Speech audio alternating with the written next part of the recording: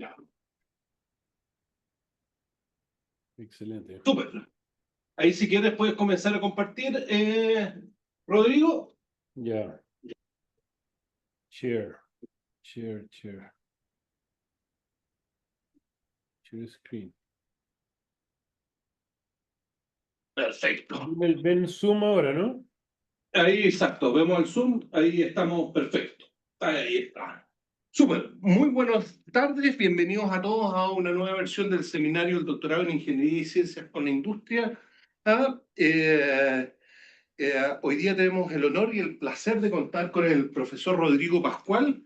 Rodrigo Pascual es profesor asociado del Departamento de Ingeniería Mecánica de la Universidad de Chile, ingeniero civil mecánico de la Universidad de Concepción y obtuvo su doctorado en Ciencias Aplicadas en el Laboratorio de Técnicas Aeronáuticas y Espaciales de la Universidad de Liège, Bélgica. Se ha especializado en el desarrollo e implementación de métodos de optimización de gestión de activos, sobre todo en aspectos relacionados con el mantenimiento de equipos industriales y militares. Es autor de más de 120 publicaciones en revistas y conferencias internacionales y el texto El arte de mantener. Es profesor invitado en el Departamento de Ingeniería Mecánica de la Universidad de Toronto. Es editor invitado en Journals de Web of Science, Applied Stochastic Modeling in Business y Sustainability. Representante chileno ante ISO para el diseño de estándares de la norma ISO 55000 y ha participado en numerosas asesorías de áreas de mantenimiento y gestión de activos. Y hoy día nos viene a dar la presentación Gestión de activos físicos, llave maestra a una excelencia operacional. Profesor, muchas gracias. Adelante. Gracias, Alejandro. Un agrado estar con ustedes virtualmente a través de este medio. Quiero agradecer a Alejandro la invitación, primero. Y segundo, dar el tono, espero, del seminario, que sea más bien una conversación. Es más rico cuando es interactivo, porque ahí ustedes me plantean sus dudas, sus inquietudes, y las vamos conversando y así sacamos algo que sea redondito, que sea útil para quienes estamos aquí hoy día. ¿Ok? Entonces le puse un título bien así holístico a la presentación. Mi especialidad dentro de la investigación es gestión de activos físicos, o Physical Asset Management en inglés, que es un área que ha ido creciendo en cuanto a que los sistemas de ingeniería, cuando son intensivos en activos de ingeniería, necesitan una mirada de ciclo de vida, y eso vamos a ver por qué en un ratito. Y para eso se necesita una serie de tomas de decisión que son de variada índole. Entonces, vamos a ir explanando las cajitas, y de hecho me gustaría que construyéramos juntos un mapa conceptual, cosa que vayamos conectando los dots, los puntitos, y vamos viendo la necesidad de tener una mirada desde los activos hacia la excelencia operacional, que está más arriba, ¿no? Entonces, en Chile, también voy a orientarla a Chile porque creo que es más sabroso cuando trabajamos problemas nuestros. Tenemos diferentes tipos de activos. Están, por ejemplo, las plantas de celulosa, está la industria aeronáutica, está la industria de la energía, que está explotando el tema de las energías renovables, sean solares, eólicas, el hidrógeno. Ahora vienen unos cuantos miles de millones de dólares en inversión en Magallanes. Entonces, tenemos una industria que es más bien fuerte al activo físico. Le puse un Fórmula 1 ahí también, porque bueno, podría ser que eventualmente llegan vehículos eléctricos, o la electromovilidad también se viene fuerte. De hecho, aquí en la facultad estamos trabajando en un centro de aceleración sustentable de la electromovilidad, porque se viene no solo en Chile, sino que en el mundo, el cambio del paradigma desde la combustión interna hacia lo eléctrico, ¿ya? Y ojalá lo eléctrico que sea verde. Entonces, todo en ese mundo estamos, donde los activos son cruciales y su buen manejo es importante. Cuando no se hace bien, pasan estas cosas. Esa debe ser unas últimas fotos de la tripulación del Columbia, que ustedes saben que se desintegró al regresar a la atmósfera. ¿Y qué pasó? Fue que tras el análisis de causa-raíz apareció de que un pedazo de espuma del tanque central, ese naranjo que ven ahí en el centro, aquí arriba, golpeó Se ve el cursor, ¿cierto? Sí, ese es el puntero, sí, perfecto. Ya. Entonces, un pedazo de goma espuma que cubre este tanque naranjo sale disparado a 3.000, 4.000 kilómetros por hora, todo el sistema subiendo, y golpea el borde de ataque del ala y rompe uno de los cerámicos. Y no se dieron cuenta en la ida, pero se dieron cuenta en el regreso, ¿verdad? Entonces uno puede decir, esto es un problema de diseño, es un problema de mantenimiento quizás, porque ellos sabían que había pasado algo, porque cuando el sistema despega, hay un montón de cámaras que están mirando a ver que si pasa algo, y efectivamente vieron una nube de polvo. En este sector, o sea, se sabía que había pasado algo, pero el jefe de operaciones de la misión no autorizó una inspección ni siquiera visual de parte de los astronautas en los 10 días que estuvo la misión afuera. Incluso se pensó de que los satélites militares estadounidenses mirasen el estado de integridad del transbordador durante la misión, no se logró. Entonces, así como pasa en la NASA, también ha pasado en un montón de lugares. Esta misma Cerro Dominador, no sé si lo saben, pero tiene un problema tecnológico, ¿verdad? Y no han logrado hacerlo andar en 3 4 años, hace ya varios años que está en receso esta nueva tecnología que funciona en base a sales que acumulan energía y que después la transmiten a través de un intercambiador de calor con el agua que va a pasar por la turbina. Entonces, cuando uno trabaja con tecnologías novedosas, probablemente se enfrente a problemas que son de diseño, a veces son de implementación o de fabricación, otras veces son de operación, otras veces son de soporte, y eso hace necesaria una mirada de ciclo de vida.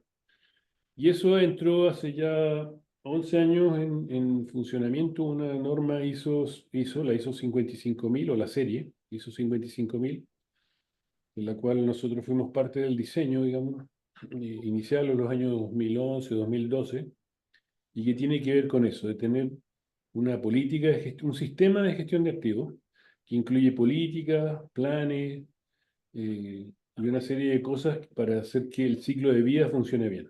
¿Ya? Entonces, problemas u oportunidades de mejora aparecen en todo el ciclo de vida, pero si nos miramos hacia Chile, usualmente las oportunidades están por acá, usualmente. ¿Ya? ¿Por qué? Porque compramos tecnología, usualmente también compramos tecnología que está probada afuera, por lo tanto nos saltamos estas fases de concepción y de diseño e implementación, y aquí más bien es cuando donde se integra y donde se utiliza, donde se soporta, donde se hace el mantenimiento. Y eventualmente esto va a pasar por un retiro, un reemplazo de tecnología, un reemplazo de equipos que tienen vida corta, no sé, un LHD, ponte tú, no debe durar más de 5 o 7 años en operación. Eh, hay cosas que duran un año y hay cosas que duran 20 y 30 años también, pero hay un ciclo de vida que debemos evaluar cuándo reemplazar. Ahí aparece al tiro una decisión a tomar, ¿ya? Entonces, hace varios años ya atrás, con mi amigo Andrés Puchó, que ustedes saben es psicólogo organizacional, construimos este mapa un poco para ayudar a la industria a evaluar su estado de madurez en cuanto a su desempeño, ¿ya? Porque suele ocurrir de que en la fase del ciclo de vida que se maneja en Chile usualmente, tenemos toda esta serie de dolencias que hace que la empresa o la industria anden en la zona de la inocencia y del despertar.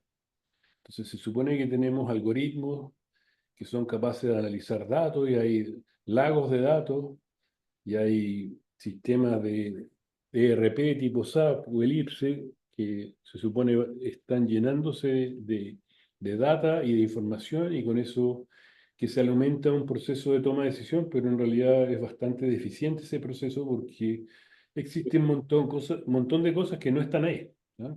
De partida no están los riesgos no son conocidos, no son evaluados, los procesos que hay, si es que existen, no se cumplen, no hay una cultura de la mejora continua, los planes que existen creó alguien que está en Santiago, cuando aquí estamos trabajando una faena a 4.000 metros, no conocen la realidad de los que planificaron, entonces nos movemos usualmente en esta zona de acá, acá en Chile, y necesitamos movernos a una zona de mayor madurez, y la lógica de lo que hacemos es justamente tratar de movilizar a la industria para que utilice analíticas que son, a veces son descriptivas, sacar la foto que está pasando, a veces son predictivas, qué es qué podría pasar si hiciéramos esto, y a veces son prescriptivas, debemos hacer esto y porque vamos a lograr esto otro.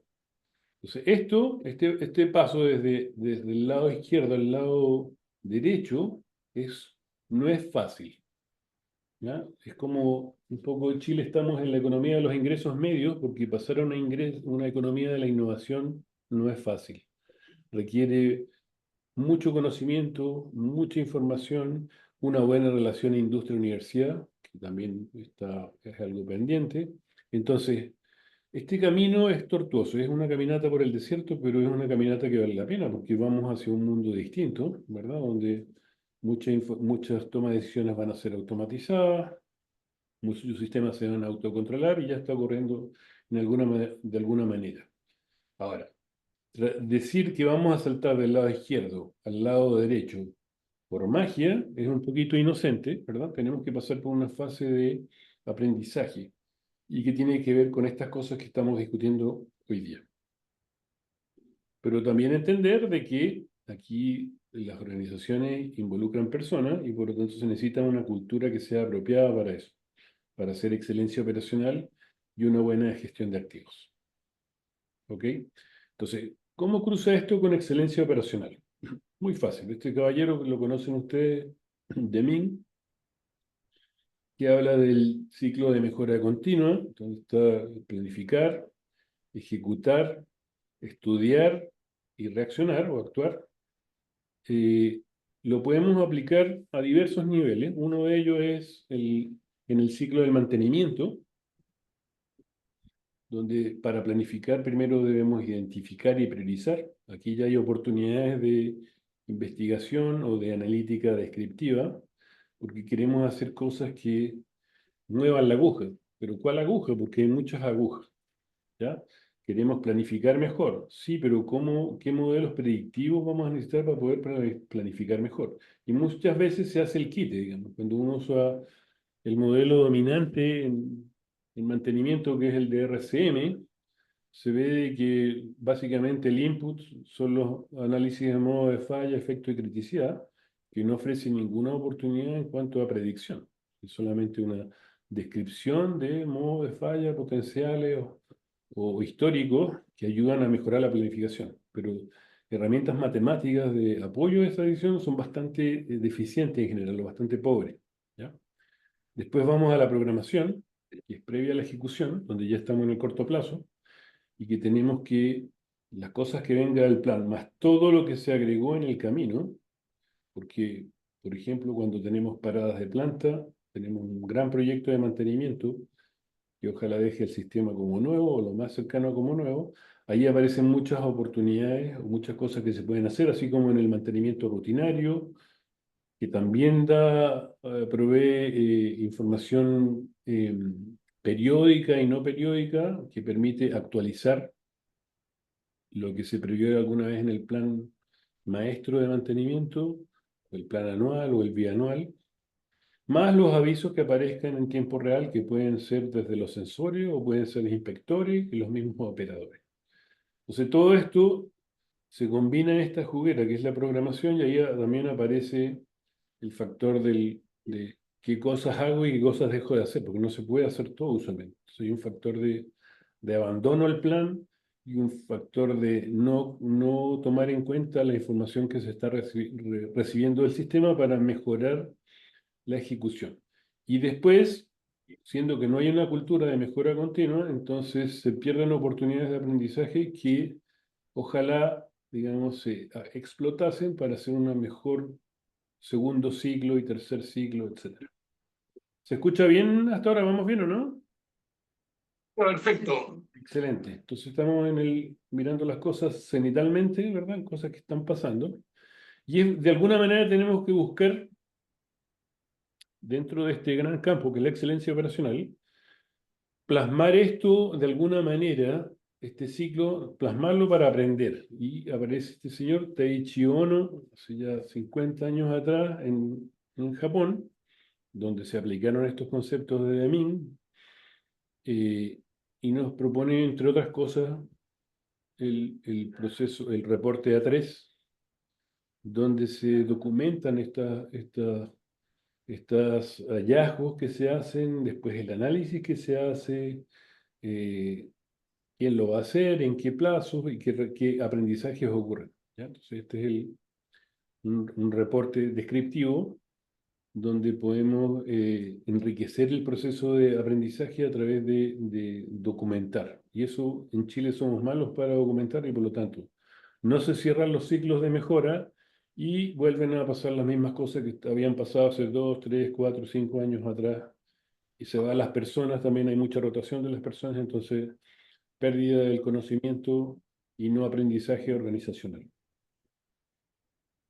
Aquí, de hecho, les puse un revista Roque eh, del área de celulosa, pero aquí hay un ejemplo de implementación de un reporte A3 donde vemos diagramas de priorización, que son herramientas que permiten evaluar riesgo y en base a eso elegir eh, los modos de falla reales y potenciales que más afecten o puedan afectar a los indicadores de desempeño que nos importe.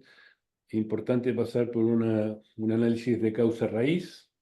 El más conocido es el Ichikawa, el diagrama de espina de pescado, que podamos entonces descartar hipótesis que se hagan en un principio a través de estudios que se hagan y sobre las cosas que se vean verosímiles, entonces ahí sí atacar con contramedidas que deben ser, ojalá, ser buenas, bonitas y baratas, o sea, tener que sean de alto impacto y con un mínimo esfuerzo. Entonces, buscar las manzanas fáciles. Y eso hacerlo a través de herramientas también predictivas y prescriptivas que nos digan, como el análisis de confiabilidad, que nos permitan entonces reducir o predecir qué pasaría con los costos en función de ciertas decisiones, por ejemplo, el cada cuánto hacemos mantenimiento. Fijar resultados y escalas de tiempo para esa implementación y ver qué pasó. Entonces, aquí hay una primera herramienta sencilla que documenta el proceso de mejora dentro de un gran concepto que es la excelencia operacional, pero aplicado dentro de la gestión de activos físicos. ¿Ya? Entonces no quiero irme aquí al detalle, pero sí me gustaría que conversásemos sobre algo que llamamos mapa conceptual. ¿Se alcanza a ver bien, Alejandro, no? Sí, perfecto. Ya, entonces tenemos una gran cosa que se llama excelencia operacional y aquí más abajo algo que se llama gestión de activos físicos. Y como comenté en algún momento, esta cosa va desde la concepción y el diseño, Ujú, pasando por la implementación, ujú. ¿verdad? Que podríamos llamarlo fabricación o integración, en un concepto en general. Y en Chile usamos usualmente la integración. Y después vámonos a la fase operacional.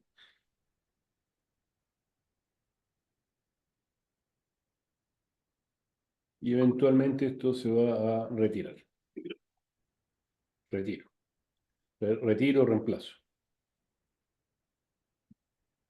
¿Ok? Entonces tenemos las fases del ciclo de vida de los activos de ingeniería.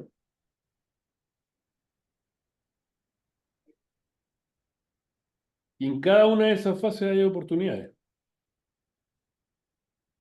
Yo hoy día, como es cortito, porque no tenemos tanto tiempo, ¿verdad, Alejandro? Nos quedan 10, 15 Sí, minutos. Concentrémonos aquí, en la fase operativa, porque muchos de ustedes ya están ahí en alguna faena o consultores como Roque, ¿verdad? Y están en esta fase del sistema y el sistema ofrece oportunidades. ¿Cuál es una oportunidad? Que la operación va en paralelo con el mantenimiento.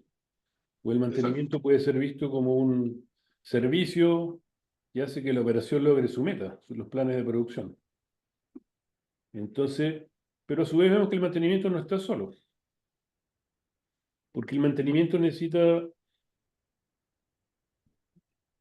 quien lo haga, de partida, quien lo planifique, cómo vamos a aprender. O sea, hay todo un ejército de personas o de recursos que nos van a ayudar a hacer el mantenimiento. Entonces, por ejemplo, podría ser el abastecimiento.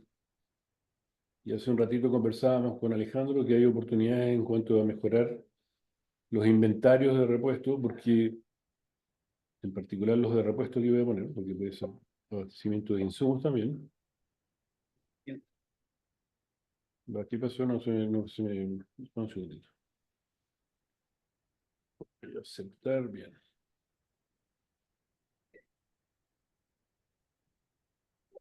Ahí está. Entonces, repuestos.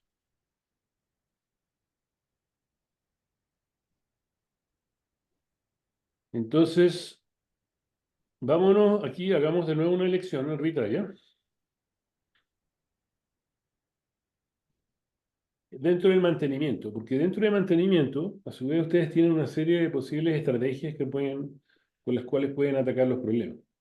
Una de ellas es hacer mantenimiento, oye, por alguna razón, ahí está, el mantenimiento correctivo. Algunas veces ustedes pueden dejar que las cosas fallen y no es problema, sobre todo cuando hay redundancia. Se tiene mala fama, pero a veces hace mucho sentido esperar. Ya los gringos tienen una famosa frase, dice, si no está roto, no lo arregle. Exacto. ¿Ya? Entonces, puede ser que en algunas veces haga sentido y otras veces en general se ve que no, ¿verdad? Y entonces necesitamos un mantenimiento preventivo. Hacerlo antes de que falle, porque esperar a que falle es muy caro. Entonces, usualmente esto se le refiere cuando uno lo hace por uso. Si cambio el aceite del auto porque cumplió ya 15.000 kilómetros y aprovecho para cambiarle el filtro. Y eso es importante. ¿Por qué? Porque nos abre otra cajita, que es la del mantenimiento de oportunidad o mantenimiento oportunista. Y muchas veces esas oportunidades que da hacer algo no se aprovechan. Uno piensa como un caballo que solo ve lo que toca hacer. Y resulta que lo que toca hacer, sea porque decidimos hacer mantenimiento preventivo, sea porque ocurrió una falla, nos da una oportunidad. Y en esto se ha hecho bastante poco.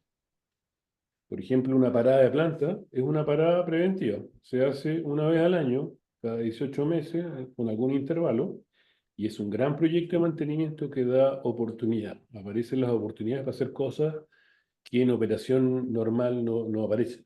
Entonces, es importante esta cajita, abrirla y ver oportunidades ahí de optimización.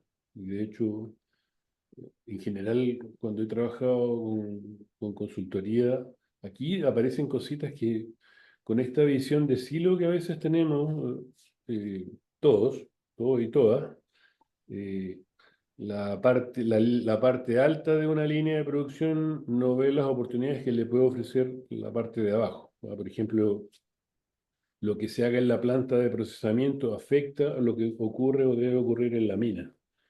¿Ya? O lo que ocurre en el puerto también afecta, porque los sistemas están interrelacionados. Entonces, aprovechar esas detenciones para generar ganancias de productividad es interesante atacarlo. ¿Ya? Después podríamos agregar otra cajita yo la llamaría el mantenimiento centrado en la condición.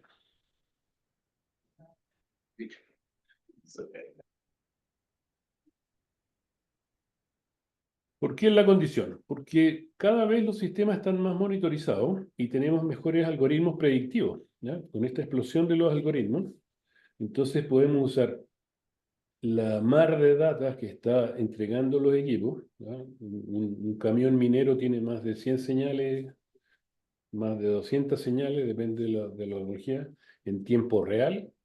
Y esa data quién la usa y cómo la puede ocupar, bueno, es tan voluminosa que es mejor usar algoritmos. Entonces, mucha gente se está especializando en esta área, ¿verdad? Porque da la oportunidad para usar algoritmos. Cosa de eh, hacer detecciones tempranas de desviaciones que antes de que sea falla, ya tengamos un preaviso que nos permita actuar, ¿ya? Entonces, esto, mantenimiento predictivo, mantenimiento centrado en la condición, es una de las áreas que está teniendo un boom. De hecho, aquí mismo en el departamento tenemos dos profesores trabajando en la temática, cómo explotar algoritmos para hacer detección temprana basada en la condición. O sea que hay uno o más sensores, ojalá en tiempo real, que nos permitan eh, tomar decisiones tempranas y evitar que ocurra la falla. ¿Ok? O sea, ahí tenemos. Pero ya tenemos fíjese, cuatro maneras de tomar decisiones sobre mantenimiento.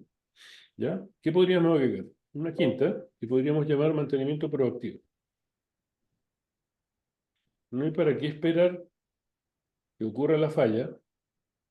Mejor hagamos análisis temprano. Por ejemplo, el análisis de modo de falla que comentaba antes. Y con eso matamos el problema antes de que nazca. Problemas de diseño, por ejemplo, en ese transbordador espacial. Si se ve que la goma espuma se puede soltar volando a altas velocidades, entonces deberíamos cambiar de material quizá, deberíamos hacer algo al respecto. Entonces, eso es mantenimiento proactivo y es no esperar a que ocurran las fallas, sino que ojalá matarlo ya en la fase de diseño. O cuando está la operación, cuando ya se conoce mejor el sistema, hacer ese input de modo de falla potenciales y evitar que ocurran las fallas reales. Entonces, todo esto nos abre un espectro de cosas que nos pueden interesar. Por ejemplo, ¿cuándo dejar que falle o no? El mantenimiento correctivo. ¿Cuándo es tolerable? Y eso, como le decía yo, tiene que ver con que uno puede ser por el lado de la redundancia, por ejemplo, cuántos camiones hay en reserva en una faena nominalmente, entonces puede ser un buen 10-15% de camiones en reserva. ¿Ya? No están todos dando vuelta, hay una parte que está de backup. Entonces, eh, puede ser tolerable si hay una sobrepoblación de ciertos equipos, dejar que fallen y ahí reaccionar. ¿Ya? Acá el mantenimiento preventivo es, ok, pero ¿a los cuántos kilómetros debo cambiar el aceite? O a los cuántos kilómetros o a los cuántos ciclos de vuelo tengo que hacer tal mantenimiento en el avión. Entonces, eso tiene que ver con una parte que es la confiabilidad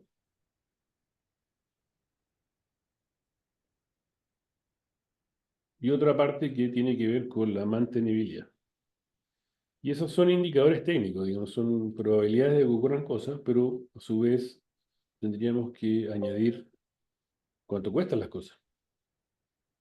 Y en los costos podríamos ser específicos, decir, oye, ¿esto es lo que me cuesta en mano de obra y repuesto o más bien es el lucro cesante que involucra esas detenciones? ¿Cuál es el impacto en el negocio? Entonces, si se fijan aquí, empiezan a haber una serie de miradas que son distintas, porque hay unas que son técnicas y otras que son más bien económicas. Incluso uno las puede combinar y generar eh, cosas distintas. Por ejemplo, el mantenimiento productivo total, que viene del sistema de producción Toyota, que a su vez es uno de los padres del Lean Management y de gestión con calidad total, que es el OEE, el Overall Equipment Effectiveness, ¿ya? Que es una mirada, hay diferentes variantes, pero es una mirada que tiene que ver con cómo se opera, con qué calidad y con qué disponibilidad se ofrece. Son un indicador de desempeño que ofrece una mirada un poquito más integral que mirar cosas por cada uno por su lado, digamos. ¿Ok? Entonces, ¿qué nos habla esto? De que tenemos una serie de indicadores de desempeño dando vueltas cuando hacemos gestión de mantenimiento. Lo puse en inglés porque es como clásico, ¿no? El KPI, Key Performance Indicator. Entonces hay de variada índole. Y hoy día están empezando cosas que no son ni técnicas ni económicas, sino que tienen que ver con la sustentabilidad. Entonces las emisiones, por ejemplo, emisiones de CO2 o de algún otro contaminante, de algún ril por ahí, hemos visto, si se acuerdan, en celulosa, los riles que se fueron al río, ¿cómo se llama el río de Valdivia? Roque, tú estabas ahí, ¿no? No, afortunadamente no estaba en esa planta cuando ocurrió ese desastre, pero no me Sí, acuerdo pero exactamente. Es Río ¿recuerdan Cruces, parece que se llama. Río cómo Cruces. se llama el río? El río Río Cruces, Cruces. Río Sí. Cruces, correcto. Sí, Entonces, exacto. esa cosa te puede matar la licencia para operar de una industria entera. O sea, Desechos tóxicos. Sí, ¿verdad? sí. Los desechos son muy peligrosos en cuanto a darle sustentabilidad al negocio y ahora con esta transición hacia lo verde, digamos, y viendo el calentamiento global, entonces, este tema puede ser crucial hoy día mucho y mañana más aún, sobre todo por la aparición de nuevas regulaciones que vayan limitándonos nuestra capacidad de impactar el medio ambiente. ¿Ok? O la otra puede ser los accidentes. Es una faena minera donde pasa algo malo con alguna persona que no tiene por qué ser un fatal, que puede parar la faena entera 1 o 2 días, 3 turnos, 8 horas, y eso es un montón de plata. Entonces, eh, tenemos una serie de indicadores y esto nos afecta a nuestra toma de decisiones. ¿Ok? Se voy a ir haciendo ya para ir cerrando porque no tenemos tanto tiempo. Se nos acabó el tiempo, Alejandro, ¿no? Ahí tenemos un poquito más, así que si tú tienes, es decir, tenemos unos 15 minutitos más. Sí, yo quería más bien como dejarlo para preguntas y respuestas y lo vamos poniendo en este gran mapa, ¿no? Porque lo que yo quiero hoy día es, o digamos, mi oferta para ustedes es que vayamos conectando puntos. Por ejemplo, yo no he unido todo esto todavía con la excelencia operacional, que es una promesa de campaña, ¿no? Así fue, pues, así fue, ¿viste? Entonces, estoy pendiente en eso. Entonces, excelencia operacional, clave, es una buena gestión de sus activos físicos a lo largo del ciclo de vida. Donde en Chile en particular, esta cajita de acá, que tiene muchas alternativas posibles, eh, podemos tomar una serie de, de estrategias posibles, no casarse con una sola, digamos, sino que, por ejemplo, no irse solo por acá, porque en realidad existen estas otras cuatro que son muy inteligentes de usarlas, digamos. Explotar una sola es ser un poquito inocente. Que yo de repente veo eso, digamos, de que por tanto jugar con esta parte, nos olvidamos de estas otras cuatro, que es una posibilidad que está ahí y que con inteligencia humana basta, no necesitamos inteligencia artificial para eso. Entonces, veo que en la industria, sobre todo la industria minera, está jugando muy por acá, por esta cajita, pero la vida real es un poquito más compleja y estas otras cuatro cajas aparecen grandes oportunidades. Lo otro es que tenemos una serie de indicadores de desempeño, se llama la fichita, y eso afecta nuestras tomas de decisiones. Entonces no podemos dejarnos llevar solo por los costos u otros indicadores que mencioné antes, digamos, sino que tenemos que, en la medida que construyamos esos planes, los ejecutemos, los programemos, ojalá reportes de alguna manera de lograr aprendizaje organizacional, consideremos de que las medidas de éxito son de variada índole y esto eh, va cambiando el polinomio, digamos, no es un polinomio estándar. Y eso, no sé, Alejandro, yo más bien acepto preguntas y vamos uniendo más cajitas. Yo sé que Súper. faltaron más, Hay pero un estamos poco, bien. hay un poco, y en tu experiencia, porque esa excelencia operacional es la batalla entre operaciones y mantenimiento, porque operaciones va a querer seguir produciendo y mantenimiento le para la cuestión, pues entonces tú no soltáis el activo. Sí. Entonces, ¿cómo tú balanceas esos aspectos? Mira, ahí está el punto. Te fijas, por ejemplo, en el OE está la producción ¿verdad? Tu tasa efectiva de producción, tu ritmo de producción, está la disponibilidad y está la calidad. Entonces, hoy aparece la industria de fabricación de vehículos y la calidad. Entonces, no sirve producir muchos autos si la calidad, si está lleno de defectos. Y no sirve tratar de producir mucho si en el proceso tú destruyes la confiabilidad y generas mala disponibilidad del activo. Entonces, ¿qué dice el Taiichi Ohno? Generemos un indicador que combine las cosas que nos duelen. Porque queremos que la tasa de producción de buena calidad sea lo más alta posible. Y eso implica multiplicar estos tres numeritos. Disponibilidad por ritmo de producción por calidad. Entonces, esto hace conversar a la gente. En vez de, oye, no puedo cumplir mi programa de producción porque tú me pides el equipo y no te lo puedo dar y yo soy el responsable de la producción y tú eres mi proveedor, entonces no te lo doy. Sí, pero en el proceso se destruye confiabilidad y eso va a afectar la disponibilidad, así que al final igual se va a devolver y probablemente peor. ¿Ya?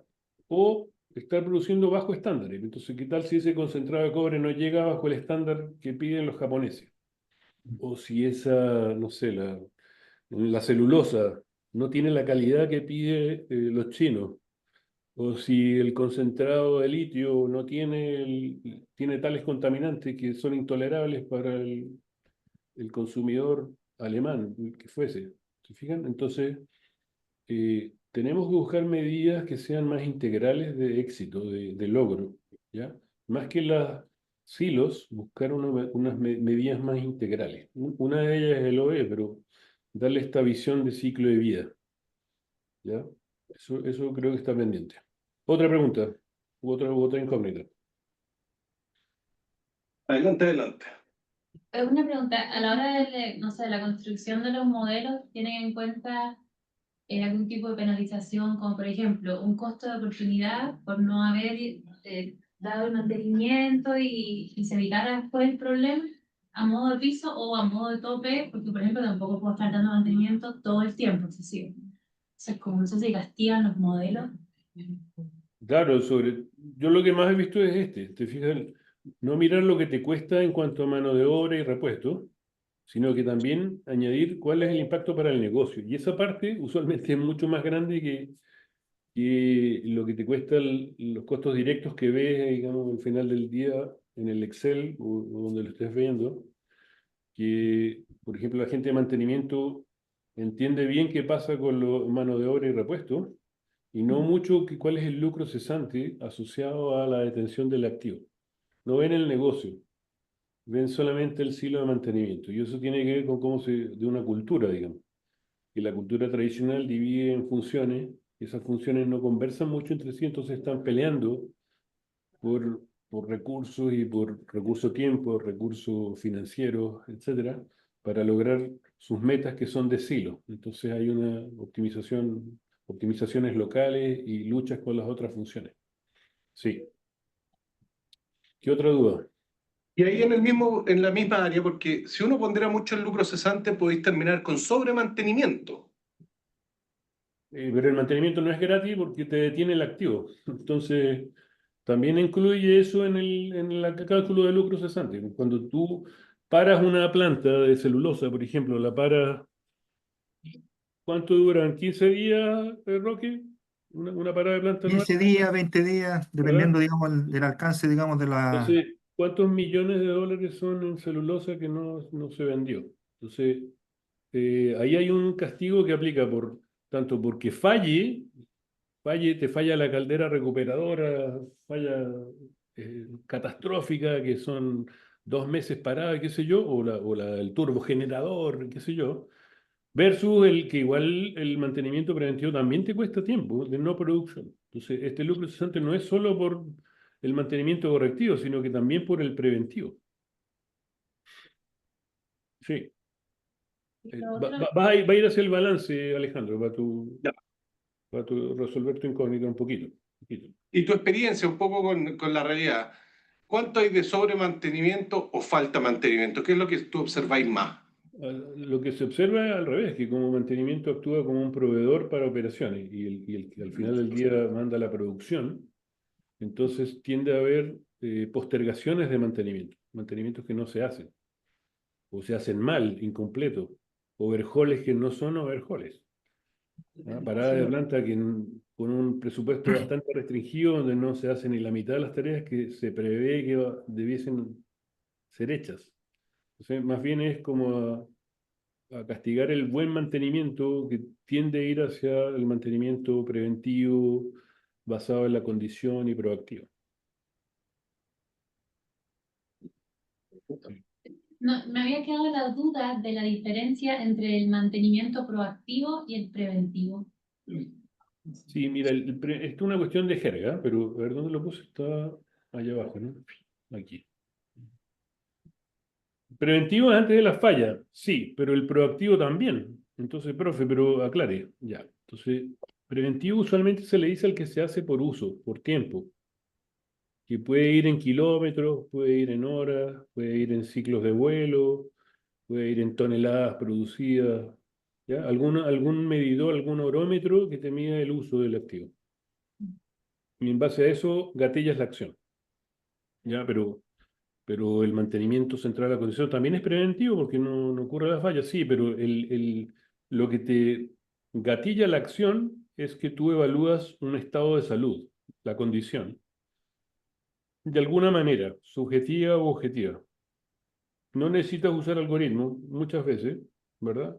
Eh, Puedes usar estándares, eh, alguna restricción, digamos, que te diga ya, este es el límite tolerable para tal cosa. Por ejemplo, en los aviones hay un concepto que le llaman la falla suave, que es simplemente cuando algún desgaste supera un cierto nivel. En el caso de los vehículos, por ejemplo, cuando tú vas a la revisión técnica y te miden el espesor de goma y dice, mira, te quedan menos de 4 milímetros de goma, así que tienes que dar de baja este neumático o no te lo vamos a hacer pasar el examen. Ahí tienes un límite, que es un límite blando, porque el vehículo, el neumático sigue haciendo su trabajo, pero ya pasó el límite tolerable, la tolerancia.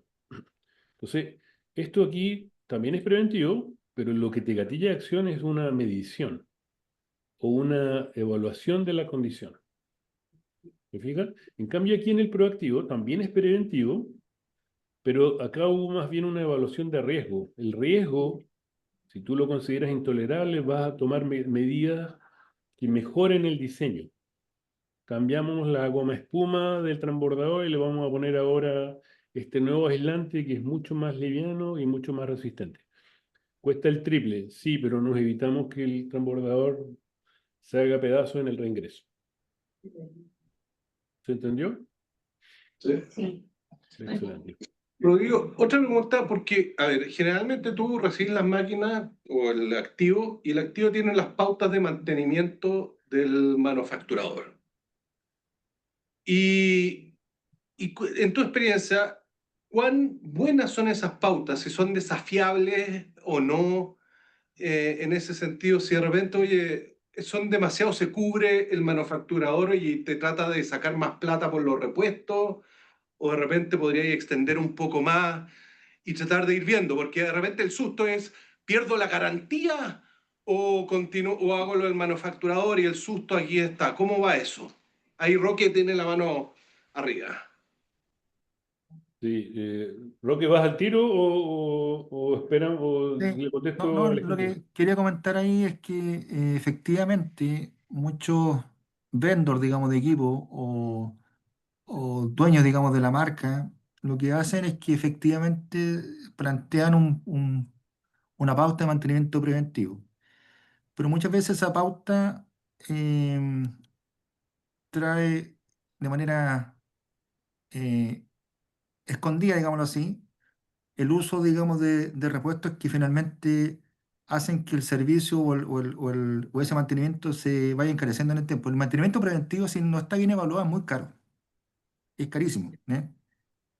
Y esto finalmente, como se muestra en ese diagrama, es un negocio. Tenemos que hacer que la producción se maximice, pero al mínimo costo, evitando, digamos, problemas de seguridad medioambientales y finalmente con eso eh, apoyar el negocio y la excelencia operacional del negocio.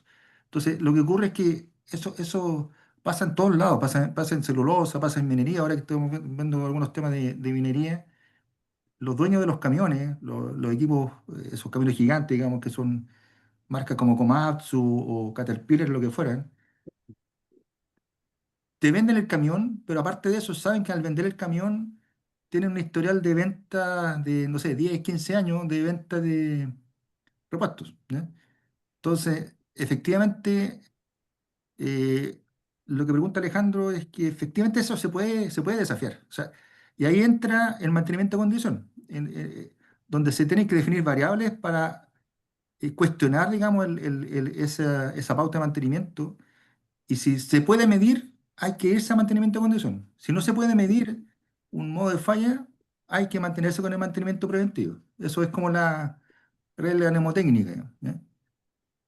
Y lo otro importante que lo que explica Rodrigo acá es que gran parte de lo que se hace en mantenimiento o lo que genera mucho valor en mantenimiento, más que los algoritmos que está ahí abajo, es hacer bien lo básico, hacer bien, digamos, lo esencial, hacer buenas inspecciones, buen análisis de fallas.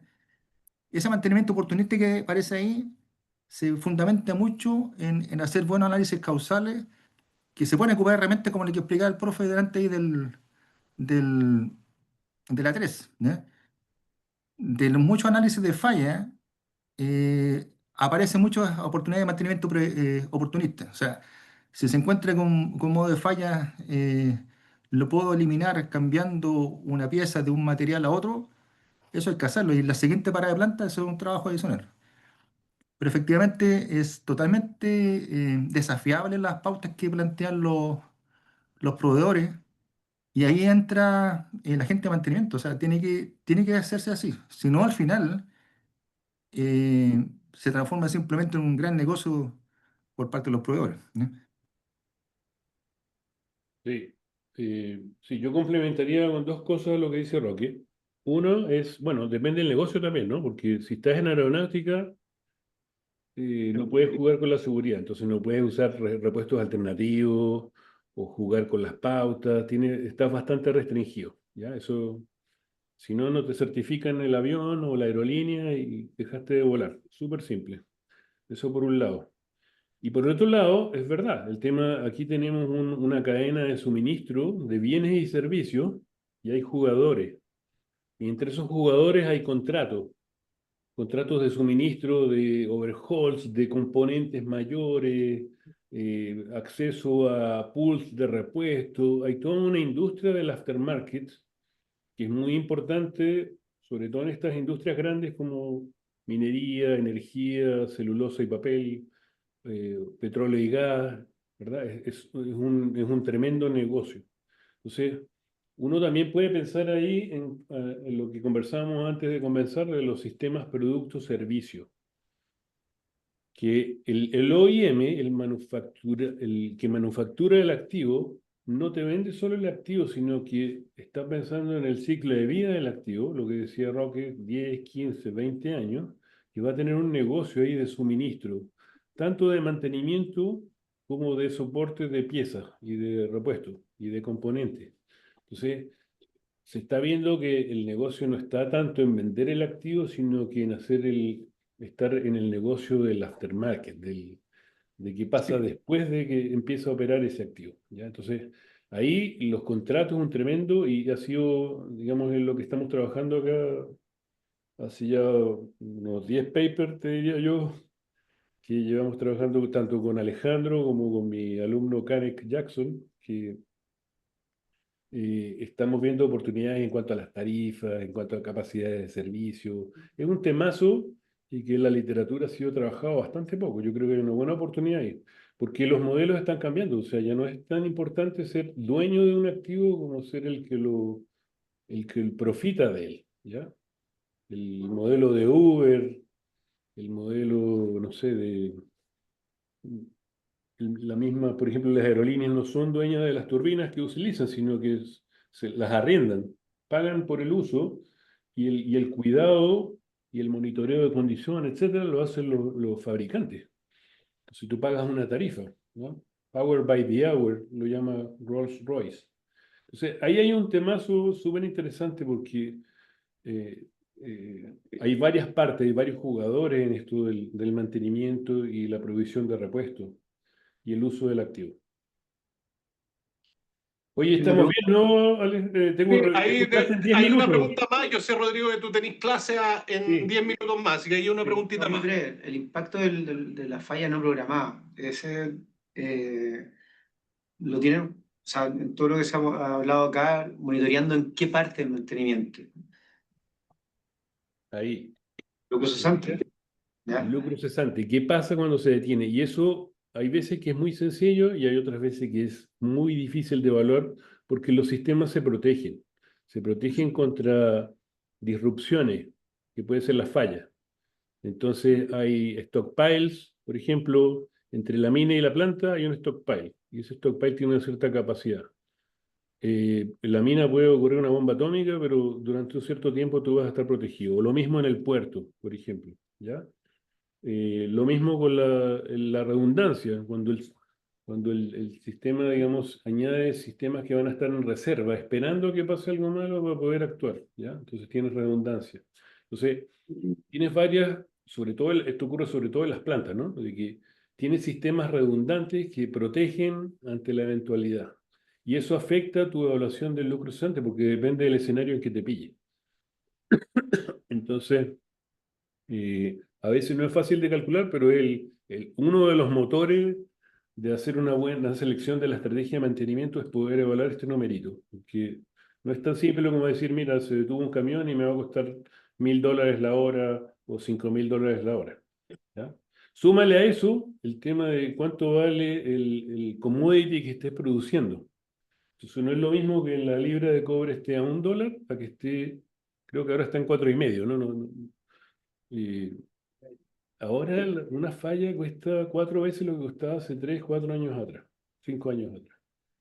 Depende del estado del negocio. Estamos en época de vacas gordas, este numerito va a ser brutal, y al revés, con vacas flacas va a ser. Y eso afecta también a la estrategia de mantenimiento, porque una falla cuando el commodity está caro, pega mucho más en el negocio que en el caso contrario.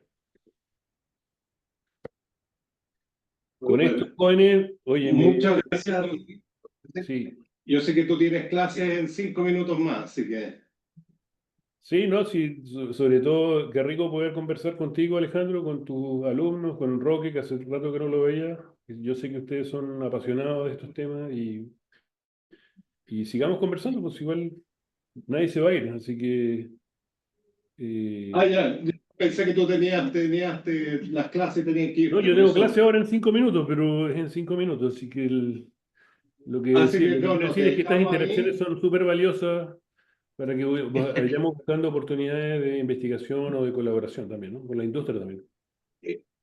Exacto, no, yo creo que esto abre y todos acá estamos interesados en el mismo tema, así que agradecerte tu tiempo y muchas gracias.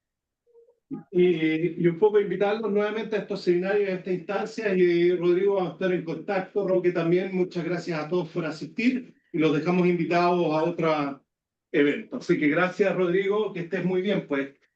Cuídate. Gracias, chicos, que estén súper bien. Chao, Nos Roque. vemos. Muchas gracias. Un abrazo. Chao. Chao, chao. Gracias, hasta luego. Hasta luego.